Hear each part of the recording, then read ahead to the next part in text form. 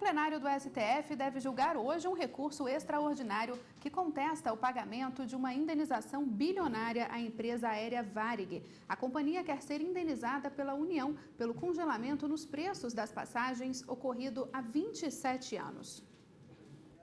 Os ministros do Supremo Tribunal Federal podem voltar a analisar o recurso extraordinário apresentado pela União e pelo Ministério Público Federal, que questiona uma decisão do TRF da Primeira Região. O que se discute é se a União deve indenizar a aviação aérea rio-grandense, a Varig, por danos sofridos pela companhia aérea por causa da política de congelamento do valor das passagens instituída pelo Plano Cruzado. Isso ocorreu entre outubro de 1985 e janeiro de 1992. Na época, a política governamental de controle dos preços das passagens era rígida.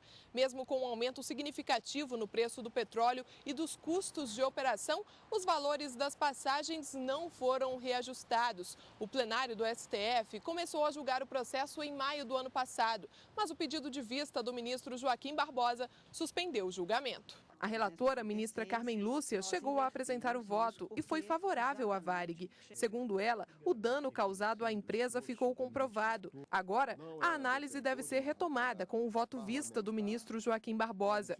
No TRF, a decisão determinou o pagamento de uma indenização à extinta Varig de pouco mais de 3 bilhões de reais. A União é que deveria desembolsar este valor, mas ela recorreu ao Supremo. Agora, se a empresa sair vitoriosa novamente, o dinheiro deve ser utilizado para pagar dívidas trabalhistas individuais e com o Fundo de Previdência Aeros, que reúne ex-funcionários e aposentados da empresa aérea. Os autores do recurso alegam que o judiciário não especificou os prejuízos alegados pela Varig. Afirmam ainda que a perda de receita e a redução alegadas pela empresa não geraram obrigação de indenização à concessionária por dano econômico. Essa é uma das questões que os ministros devem analisar no plenário. E para falar dos destaques da pauta de hoje, eu recebo aqui no estúdio a consultora jurídica da TV Justiça, Gisele Reis. Gisele, boa tarde. Boa tarde. Gisele, todos os ministros vão participar desse julgamento? Não. Na verdade, Letícia, 3 ministros estão impedidos. O ministro Dias Toffoli, porque já atuou como advogado-geral da União neste processo. E, além dele, o ministro Teori Zavascki e o ministro Luiz Fux já participaram também da análise deste caso enquanto ministros do Superior Tribunal de Justiça. Na oportunidade, inclusive, o ministro Luiz Fux foi favorável ao pedido de indenização da Varig e o ministro Teori Zavascki foi contrário. Então, esse julgamento ele prossegue apenas com os demais ministros. A ministra Carmen Lúcia, como nós vimos na reportagem, ela já votou. O pedido dela foi julgando procedente a indenização da Varig. Então, ela entende que a Varig deve sim ser indenizada. E os demais ministros votam, com exceção desses 3 que eu mencionei. Agora, os ministros eles devem analisar se mantém ou não a condenação já imposta pelo TRF da Primeira Região, né? O que foi considerado até agora para condenar a União?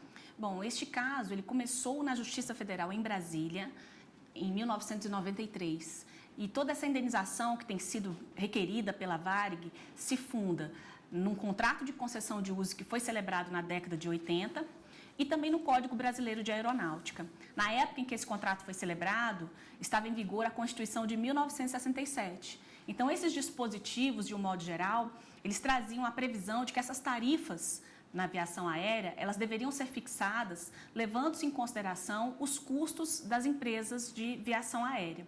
Então, a Varig pede exatamente essa indenização, buscando aí, alegando que houve uma quebra do contrato de concessão de uso e também de respeito ao Código Brasileiro de Aeronáutica.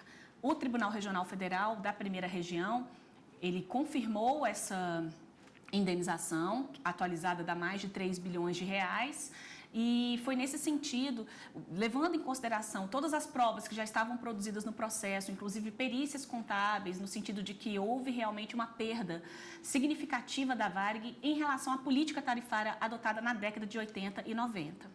E por que o Ministério Público pede a anulação do processo? Existe uma questão que também será debatida pelos ministros do Supremo em relação a esse ponto, como você bem colocou. Diz respeito à obrigatoriedade ou não de intervenção do Ministério Público em causas dessa natureza. O Ministério Público Federal é favorável à anulação porque entende que, em razão do patrimônio expressivo que se discute na demanda, seria obrigatória a participação do Ministério Público por ser uma questão de interesse público. Essa questão já foi decidida pelo TRF, pelo STJ, e eles não aceitaram esse argumento do Ministério Público e agora o Supremo Tribunal Federal também deverá solidificar esse entendimento em relação à necessidade ou não de intervenção do Ministério Público em causas dessa natureza, levando-se em consideração se há ou não interesse público em razão do valor da indenização. Ok, em um outro processo que está na pauta, os ministros do Supremo podem voltar a analisar um ponto do julgamento da emenda dos precatórios. São questões de ordem em duas ações diretas de inconstitucionalidade.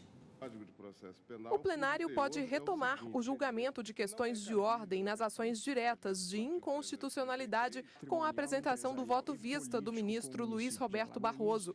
O plenário do Supremo Tribunal Federal já decidiu pela inconstitucionalidade parcial de uma emenda constitucional que estabeleceu um regime especial de pagamentos de precatórios pelos estados, municípios e Distrito Federal. Entre as mudanças está a quitação da dívida no prazo de até 15 anos. Na ocasião, os ministros consideraram partes da emenda como inconstitucionais por sobrecarregarem o credor do poder público. Agora, o plenário precisa definir se a decisão alcança os precatórios que começaram a ser pagos antes do julgamento do STF ou não. Ou seja, a partir de quando isso passa a valer? Os autores das ações alegam que a emenda criou uma espécie de calote oficial e extrapolou os limites de cláusulas pétreas da Constituição, que não podem ser alteradas. Afirmam ainda que a mudança contraria a dignidade da pessoa humana e também desrespeita o princípio da razoável duração do processo. Gisele, como está esse julgamento até agora? Bom, ele já se iniciou, o Supremo realmente deve retomar na tarde de hoje e deve retomar com a apresentação do voto vista do ministro Luiz Roberto Barroso. Por enquanto, só tem o voto do ministro Luiz Fux, que é o relator que assumiu esse processo.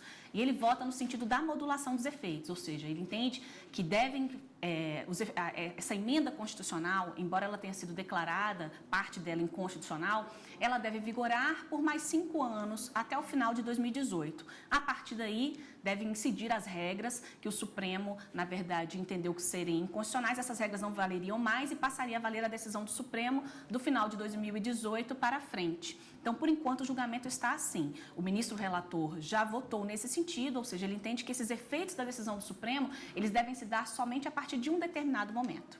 E qual a maior preocupação dos estados e municípios em relação ao pagamento dos precatórios? É realmente em relação aos cofres públicos. Por quê? Porque a partir do momento em que se tem a declaração de inconstitucionalidade de um dispositivo legal, significa que aquela norma, desde que ela entrou em vigor, ela é inconstitucional e não poderia produzir efeitos. O problema que se instala é que foram efetuados pagamentos, foram efetuados acordos na sistemática da antiga emenda constitucional, na redação original da emenda constitucional, que chegou a ser declarada inconstitucional pelo Supremo Tribunal Federal.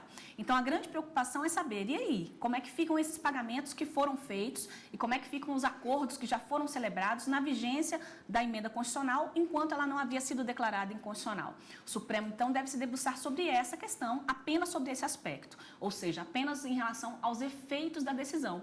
Isso é chamado modulação de efeitos e essa decisão só pode ser tomada desde que haja o voto de pelo menos 2/3 de ministros, ou seja, no mínimo 8 ministros devem ser favoráveis a essa modulação para que ela efetivamente possa existir.